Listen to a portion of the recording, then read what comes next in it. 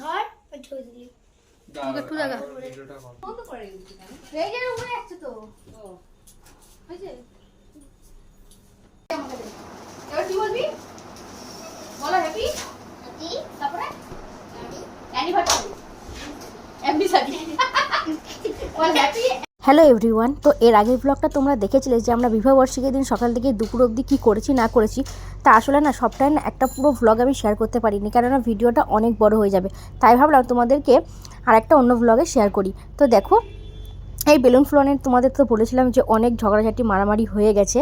তো কি বলো তো, ছেলেপিলে তো মানে এরা আকাশ আর গুবলু এরা রয়েছে বড়, এরা ভেবেছিল কি দরজা বন্ধ করে তারপরে বেলুন ফোলাবে, কিন্তু ছেলেপিলে টেট তো পেয়েই গেছে। এবার ওদেরও ইচ্ছা যে ওরা বেলুন ফোলাবে, কিন্তু বেলুন ফুলাচ্ছে বেলুন ফাটাচ্ছে এই নিয়ে আনন্দ, সব আড্ডা আর কি সবই হচ্ছে। তো লাস্ট দেখো, আমি কিন্তু সকালে একবার স্নান করেছি, কিন্তু আবার দুপুরে একবার স্নান করে নিলাম খাওয়া দাওয়ার পর, কেননা রান্না বান্না করেছি তো এত প্রচণ্ড পরিমাণে গরম লাগছে না, সেটা আর বলার কথা না। আর বাইরেটা তো পুরো মেঘলা মেঘলা হয়ে রয়েছে। তো এখন ঘরে দরজা বন্ধ করে এসি চালিয়ে দিয়ে এখন এই হ্যাপি অ্যানিভার্সারি লেখা থাকবে, তারপরে ধরো বেলুন ফোলানো, এই সমস্ত কাজগুলো কিন্তু সব কিছু করা হচ্ছে। আর এইগুলো কিন্তু সমস্ত জিনিস দাদা এনে দিয়েছিল। আর এইগুলো মানে আকাশ, গুবলু, তারপরে ননদ ওইদিকে রয়েছে তোমাদের দাদা ভাই, তারপর হচ্ছে সেজো মা, তো সবাই মিলেই কিন্তু হেল্প করে তারপরে এগুলো কিন্তু তৈরি করা হয়েছে। আর ওইদিকে দিদিভাই হচ্ছে বাইরে এখনও রান্নাবান্না করছে, মানে দুপুরে তো রান্নাবান্না খাওয়া দাওয়া কমপ্লিট হয়ে গেছে। এবার একজন দুজন মানে আমাদের বাড়ির লোকই, মা কাকা, এরা হচ্ছে মাছ মাংস খায় না, নিরামিষ খায়, মানে ওই জন্য দিদিভাই এখন বাইরে হচ্ছে পনিরটা করে নিচ্ছে, মানে রাতের বেলায় যা রান্নাবান্না হবে তার সাথে পনিরটা দেওয়া হবে। আর বাইরে দেখো এর মধ্যে কিন্তু প্রচণ্ড পরিমাণে মেঘলা হয়ে গেছে। এখন তখন আমি রেডি হচ্ছিলাম, তো আকাশকে বলেছিলাম যে একটু বাইরে থেকে ভিডিও ক্লিপস তুলে নিয়ে আসতে। আর মনে হচ্ছে যে এক্ষুনি ঝড় বৃষ্টি শুরু হয়ে যাবে। আর ওই বিকাল 5টা সাড়ে 5টার মতো বাজে তখন আমি রেডি হয়ে নিয়েছিলাম। আর বাইরেটা দেখেছো কেমন মেঘলা হয়ে রয়েছে। আর ওদিকে কিন্তু আমাদের রান্নাবান্না প্রায় শেষের দিকেই, হয়তো রাইসটা হবে আর ভাতটা যদি হয়ে যায় তাহলে কিন্তু মনে হয় হয়ে যাবে, কেননা ওইদিকে রান্নাবান্নার দিকে আর যাওয়া হয়নি, তখন ঘরে ছিলাম তো, দিয়ে সমস্ত কাজবাজগুলো করা হচ্ছিলো। আবার সন্ধ্যেবেলা ধরো লোক চলে আসবে, তারপর বেডশিটটা চেঞ্জ করে নিই, বেডশিটটা ওই সন্ধ্যেবেলার দিকে একবারেই মানে চেঞ্জ করে দিয়েছিলাম, কেন ছেলেপিলের বাড়ি বুঝতেই তো পারছো, ওই জন্য।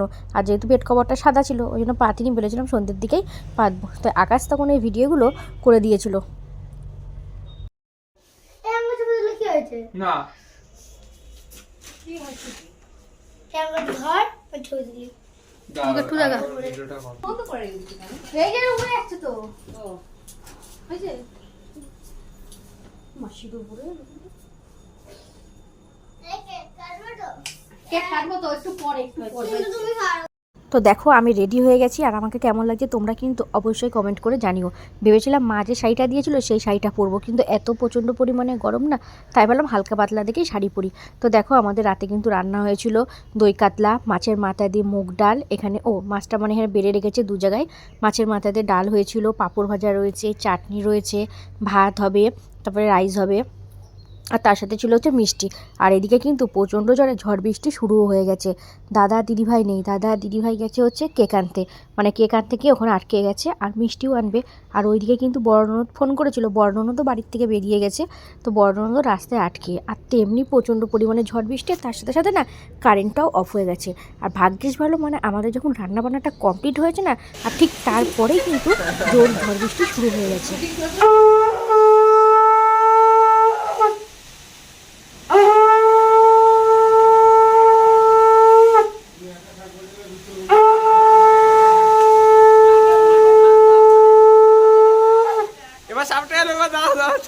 শাকটাকে দেখো, শাকটাকে দেখো।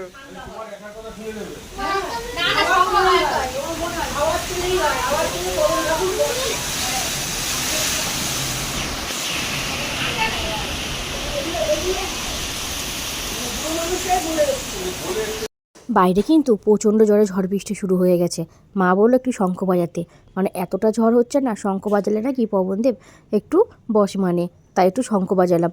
আর ওইদিকে দাদা আর দিদিভাই এখন কিন্তু বাইরে রয়েছে, কেন দাদা আর দিদিভাই গেছে হচ্ছে কেক আনতে, আর আসার সময় আমি মিষ্টি, ঝড়ের আগেই বেরিয়েছে কিন্তু হট করে ঝড়ে উঠে গেছে, তো ওই জন্য মিষ্টির দোকানে দাঁড়িয়ে আছে। আর ওইদিকে বড় ননদ তো বাড়ির থেকে বেরিয়ে গেছে, তারপরে ব্যাস ঝড় শুরু, মানে সবাই রাস্তার মধ্যে কিন্তু আটকে রয়েছে। ওইদিকে আমি আমার বাড়িতে ফোন করলাম যে তোমরা কখন আসবে, তাই বললো আমরা সবাই রেডি, মানে বেরোতে যাবে তখনই ঝড়, মানে বুঝতে পারছো, মানে ঝড় আর বৃষ্টিটা একসাথে এসে প্রচণ্ড পরিমাণে কিন্তু মুশকিল হয়ে গেছে।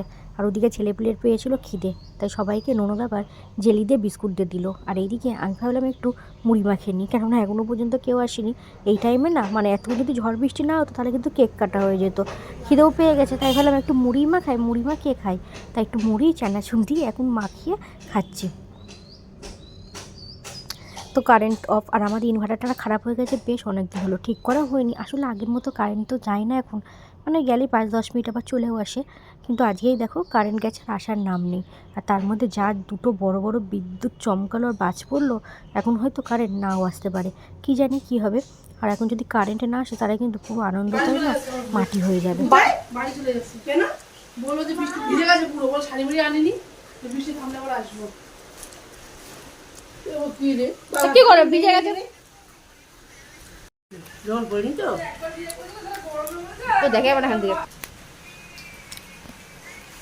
সত্যি দাদা সে কি খবর, একবার বিয়া করলে সে কি গরম ঝড় তোমার বৃষ্টিতে ঘেমে গেল। আমার আছে বিয়ে আমার থেকে বেরিয়েছি আর ঝড় উঠেছে, আমার বলি কেক জন্য কিছু না, বাইরে ঝেপে নেমেছে।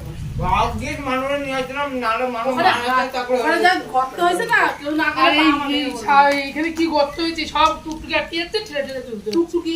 আমরা খানিকক্ষণ পরে কিন্তু দিদিভাই চলে এসেছে আর ননদও চলে এসেছে। তারপর আমাদের বাড়ির থেকে আমার মা বাবা আসেনি, মা ভাই বোন ওইদিকে বৌদি সবাই চলে এসেছিলো। তাই ভাবলাম একটু চা করি, তো চা করে সবাইকে কিন্তু দিয়ে দিয়েছি, খাচ্ছিল। আর এখনও কিন্তু কারেন্ট আসেনি। না না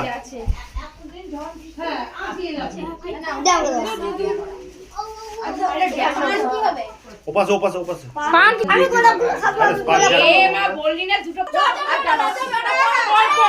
হবে, এবছরই হবে। দাঁড়াও, এটা আমরা হাতে দেবো, এটা আমরা হাতে দেবো, হাতে দেবো, তোমার হাতে দেবো। আরে তোমার হাতে দেবো, এটা ছাও, এটা দাও। আরে এটা মামি তুমি দাঁড়াও, তুমি এখানে দাঁড়াও।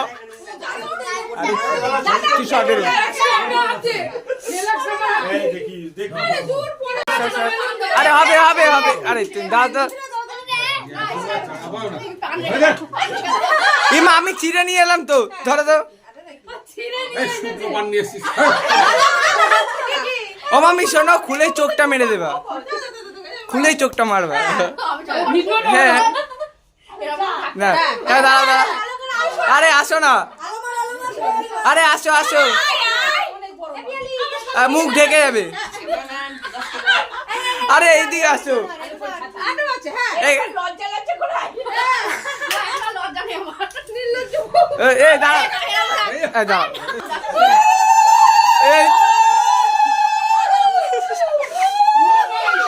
দাঁড়াও দাঁড়াও দাঁড়াও, এবারে খোলো।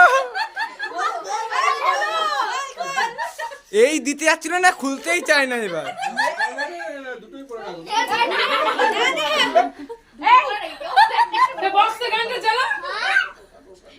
আরে তুমি পড়াই দাও আগে।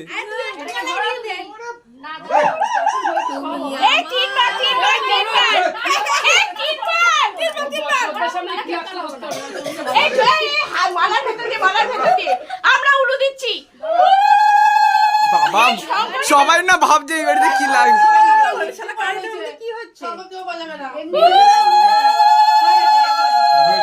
না না না,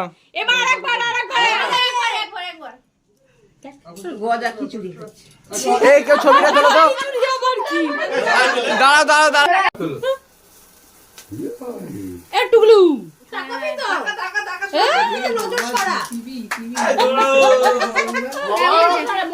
বাবা ভিডিও দেবো। বন্দে মাতারা, আরে বন্দে মাতারা।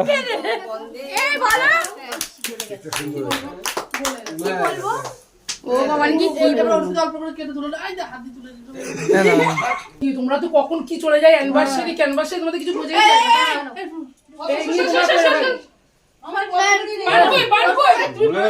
তো তোমরা তো দেখলে কেক কাটিং পর্বটা কতটা আনন্দ মজা হয়েছে, কিন্তু সবটাই হয়েছে না কারেন্টটা অফ হয়ে গেছে আর সমস্ত মোবাইলে ফ্ল্যাশ জ্বালিয়ে তারপর আমরা কেক কেটেছি।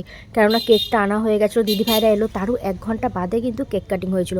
ভেবেছিলাম সবাই যখন আসবে তারপরে সবাই মিলে একসাথে আনন্দ হয়ে তারপরে কেক কাটিং মালাবাদন এগুলো হবে, কিন্তু কি করে বলো, কেকটা আনতে আনতে প্রায় গলেই যাচ্ছিলো, প্রায় 1 ঘন্টার মতো হয়ে গেছিলো। তাই ভাবলাম যে না, কেকটা এবার কেটেই ফেলি। তো কেক কাটার পরে তারপরে কিন্তু সবাই এসেছিলো, তারপরে এখানে বসে একটু গল্প টল্প করা হলো, তারপরে এখানে খেতেও দিয়ে দেওয়া হয়েছে। আর ওইদিকে খাওয়া দাওয়াটা আজকে আমি দিইনি, খাওয়া দাওয়া মানে বেশি খাওয়া দাওয়া খেতে দিচ্ছিলো সেজো মা, ননদ, ওইদিকে দিদিভাই, তোমাদের দাদাভাইও দিচ্ছিলো, কিন্তু পরে আবার ওইদিকে বন্ধু বান্ধব এসেছিলো, তো ওইদিকে তাদেরকে দেখাশোনা করছিলো। মানে সেজো মা, দিদিভাই আর ননদ 3 জন মিলেই খাওয়া দাওয়ার দায়িত্বটা নিয়েছিলো, ওরা সবাইকে খেতে টেতে দিচ্ছিলো। তো তারপরে কিন্তু সবাই খেতেও বসে পড়ে গেছে। আর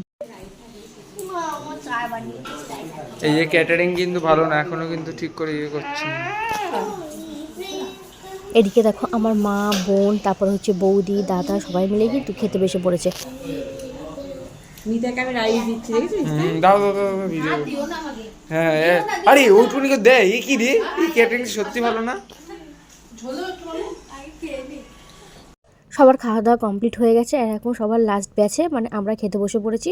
আর এইদিকে হচ্ছে আমি, তোমাদের দাদাভাই আর সেজো মা 3 জন মিলে একসাথে খেতে বসে পড়েছি, মানে তোমাদের দাদাভাইকে দিয়ে দিয়েছি, তারপর এখন আমরা খাবো। তো চলো আজকের ভিডিওটা আমি এখানেই শেষ করছি।